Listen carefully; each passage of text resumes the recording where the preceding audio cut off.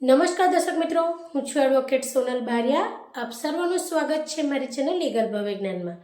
દર્શક મિત્રો, આજે હું તમને જણાવીશ કે તમારે તમારા પોતાના ખેતરની અંદર કેવા પ્રકારના બાંધકામ કરવાના હોય કે જેની તમારે પરમિશન લેવી ન પડે. બરાબર છે મિત્રો?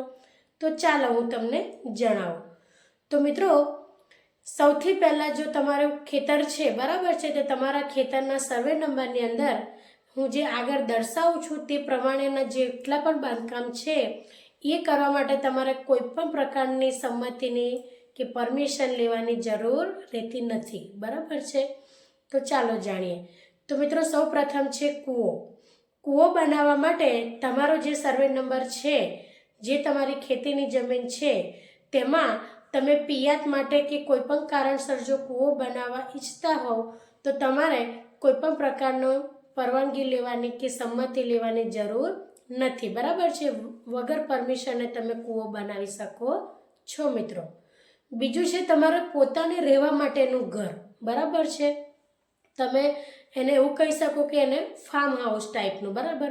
પરંતુ વિશાળ અને જે શું કહેવાય, સિટીની અંદર બહુ જ વિશાળ પ્રમાણમાં મોટું ફાર્મ હાઉસ હોય તેવું ન કહી શકાય, પરંતુ તમે જે રહેવા ઈચ્છો છો એટલે નાનું, બહુ નાનું નહીં, બહુ મોટું નહીં, એવું મીડિયમ ટાઈપનું તમે ફાર્મ હાઉસ પણ બનાવી શકો છો, જે તમે પોતે એની અંદર રહેવાના છો.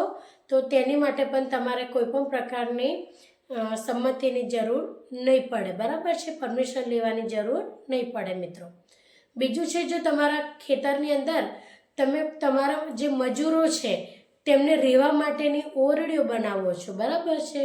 તો એ ઓરડીઓ બનાવવા માટે પણ તમારે કોઈ પણ પ્રકારની પરમિશનની જરૂર નથી, તમે બનાવી શકો છો. ત્યારબાદ છે મિત્રો તમારું જે શું કહેવાય, ઇલેક્ટ્રિકલ રૂમ કહી શકો, કે જે તમારું મશીન અથવા તમારું ઇલેક્ટ્રિકલ ડીકી જે છે મૂકવા માટેનું, તો એની માટેની જે ઓરડી છે એ પણ તમે બનાવી શકો છો, કે જેની માટે તમારે કોઈ પણ પ્રકારની પરમિશન લેવાની જરૂર નથી મિત્રો. તે ઉપરાંત તમારો જે ખેતીની જમીન છે તેનો જે પાક છે તેને મૂકવા માટેનો પણ તમે ઓરડો વિશાળ હોય કે નાનો હોય એ પણ તમે બનાવી શકો છો. તેની માટે પણ તમને કોઈ પણ પ્રકારની પરમિશન લેવાની જરૂર નથી મિત્રો. બરાબર છે? તે ઉપરાંત તમારું જે પણ ગાયો ભેંસો છે, પશુધન છે, એ પશુધનને રહેવા માટે પણ તમે એક મોટો વિશાળ જે પણ હોલ છે એ બનાવી શકો છો. પરંતુ મિત્રો, આ દૂધ ઉત્પાદન માટેનો ન હોવો જોઈએ. બરાબર છે? એ તમે, કારણ કે દૂધ ઉત્પાદન માટેનું જે અલગથી બધું પ્રોસેસ કરવાની હોય છે, એની માટેનું જે બનાવટ હોય છે, બરાબર છે, હોલ હોય છે કે કંઈ પણ, તો એ તમારે જે એક ઉદ્યોગિક થઈ ગયું. બરાબર છે? એટલે એની માટેનું નહીં, પરંતુ તમારા જે ઘરના પશુ છે, ગાય ભેંસ, તેમને રાખવા માટેનો તમે એક હોલ જેવું બનાવી શકો છો. બરાબર છે? બીજું છે મિત્રો કે તેની અંદર તમે 50થી વધુ પશુ ન રાખી શકો. બરાબર છે? એવા સંજોગો દરમિયાન તમારે પરમિશન લેવાની જરૂર નથી રહેતી મિત્રો. બરાબર છે? પછી મિત્રો, તમારું જે પણ ખેતર છે તેની અંદર તમે આ જે તમારે રહેવા માટે, મજૂરોને રહેવા માટે, અથવા તમારું જે ઇલેક્ટ્રિકલ મશીન છે, જેને ઇલેક્ટ્રિક રૂમ તરીકે આપણે કહી શકીએ, તે મૂકવા માટે, ક્યારેક મિત્રો તમારા જે સાધનો છે, જેમ કે ધારો કે ટ્રેક્ટર હોય અથવા એને લગતી જેટલી પણ બધું વસ્તુઓ મૂકવા માટેનું, એને વરસાદથી બચાવવા માટે પણ તમે એક સરસ હોલ જેવું કરી શકો છો, અને તેની અંદર તમે તમારું પોતાનું જે સાધન સામગ્રી છે તેને પણ મૂકી શકો છો મિત્રો. તે પણ તમે બનાવી શકો છો. તેની માટે પણ તમારે કોઈ પણ પ્રકારની મંજૂરી લેવાની જરૂર પડતી નથી.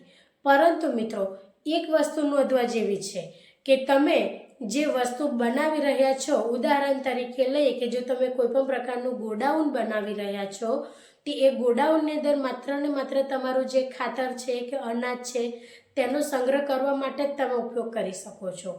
તે સિવાય તમે કોઈ પણ વ્યક્તિને ભાડા તરીકે તે ગોડાઉન આપી શકો નહીં. બરાબર છે? અથવા તમે જે ઓરડીઓ બનાવો છો, જે તમારા મજૂરો રહેવાના છે, એ તમે ભાડા રૂપે કોઈ પણ વ્યક્તિને ભાડે આપીને ભાડું વસૂલ કરો ત્યારે પછી ત્યાં આગળ કોમર્શિયલ થઈ જાય છે. બરાબર છે?